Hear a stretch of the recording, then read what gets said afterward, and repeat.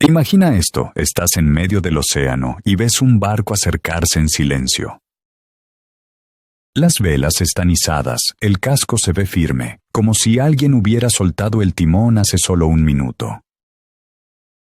Pero cuando subes a cubierta, te golpea lo imposible, no hay nadie, ni capitán, ni tripulación, ni pasajeros. Y lo peor es que no parece un barco abandonado. Todo está en su sitio, como si la vida se hubiera apagado de golpe. Respiras hondo y sientes que estás a punto de entenderlo, hasta que un detalle rompe tu lógica.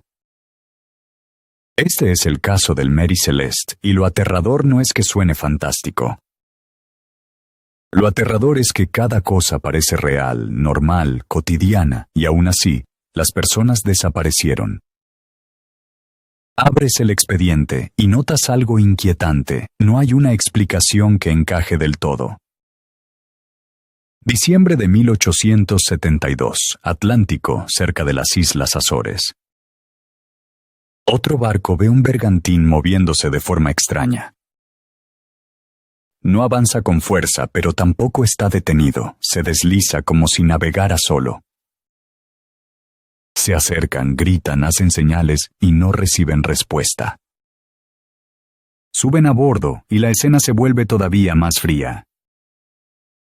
El barco flota, pero no hay rastro de vida.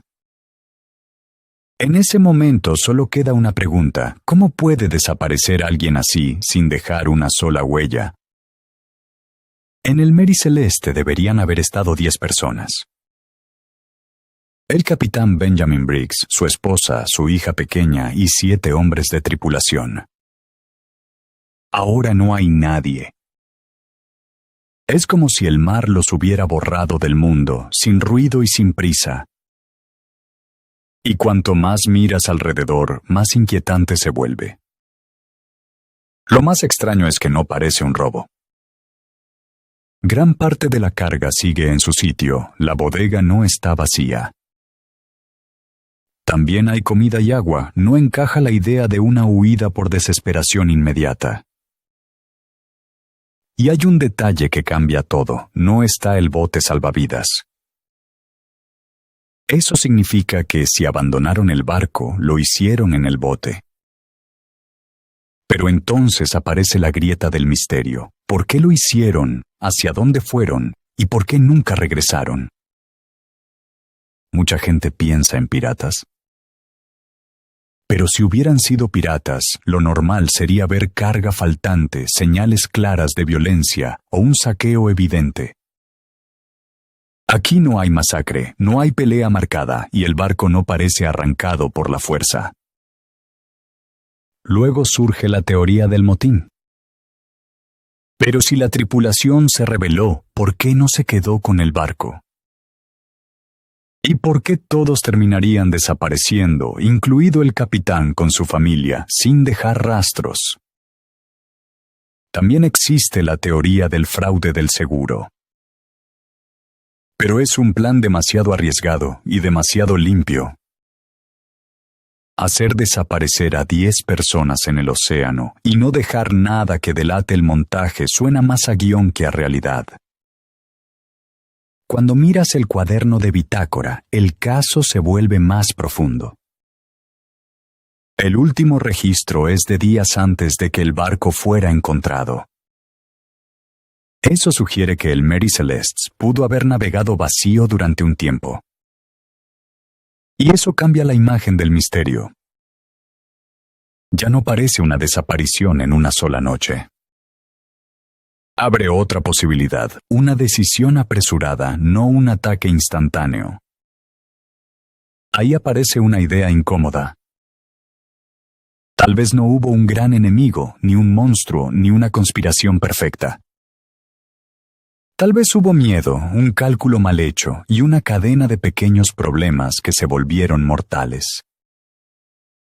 En el barco se mencionan señales de problemas técnicos. Se habla de agua en la sentina, suficiente para inquietar a cualquiera en alta mar.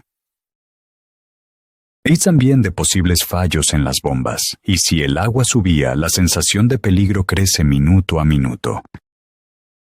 Aquí hay un punto psicológico brutal. En el mar no siempre te mata estar hundiéndote. A veces te mata creer que te vas a hundir. Si el capitán pensó que el barco iba a perderse, pudo tomar una decisión que en su cabeza era razonable. Subir al bote, alejarse un poco, esperar y regresar cuando todo estuviera bajo control. Suena lógico hasta que recuerdas una cosa: el océano no perdona. Y ahora llegamos a una hipótesis muy comentada, pero no definitiva. La carga del Mary Celeste incluía alcohol industrial en barriles.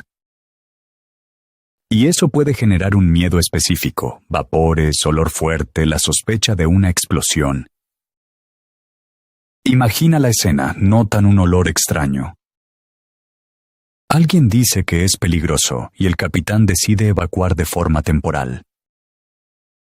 La idea sería simple: subir al bote, mantenerse cerca y atarlo al barco con una cuerda para no perderlo. En teoría es prudente. En la práctica basta una ola. Basta un cambio de viento.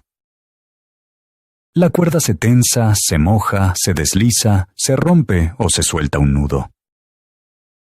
Y entonces ocurre lo peor: el bote se separa.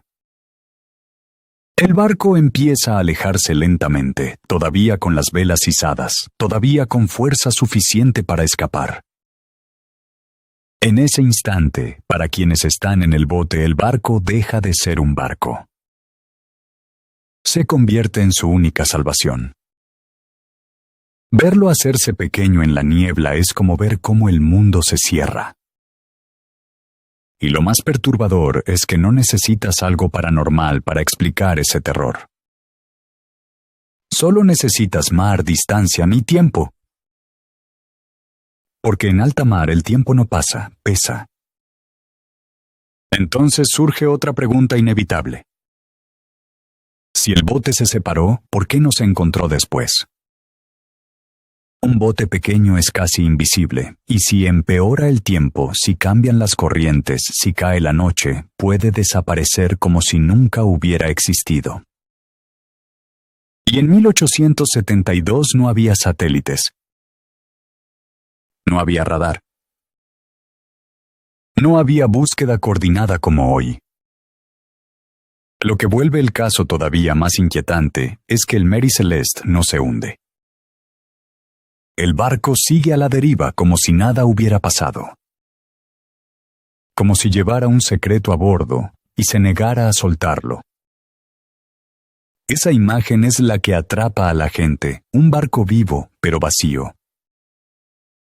Cuando lo llevaron a puerto, se abrió una investigación. Se consideraron muchas posibilidades, se revisaron sospechas, se habló de crimen, piratas, fraude, de todo. Pero no apareció una respuesta definitiva. Y esa falta de cierre hizo que el misterio creciera con los años. Porque cuando no hay un final oficial, el vacío se llena con historias. Y cuanto más tiempo pasa, más fácil es olvidar lo simple y creer en lo espectacular. A veces, sin embargo, el horror real no está en una gran causa. Está en muchas pequeñas coincidencias. El caso del Mary Celeste puede ser eso. Un poco de agua, una bomba que falla o parece fallar. Un olor que asusta, una decisión rápida, una cuerda que no aguanta y 10 vidas que se pierden sin dejar rastro. Ahora te pregunto algo: si tú fueras el capitán, con tu familia a bordo y sintieras que el barco corre peligro, ¿qué harías? ¿Te quedarías y apostarías a que todo se arregla? ¿O subirías al bote pensando que es lo más seguro?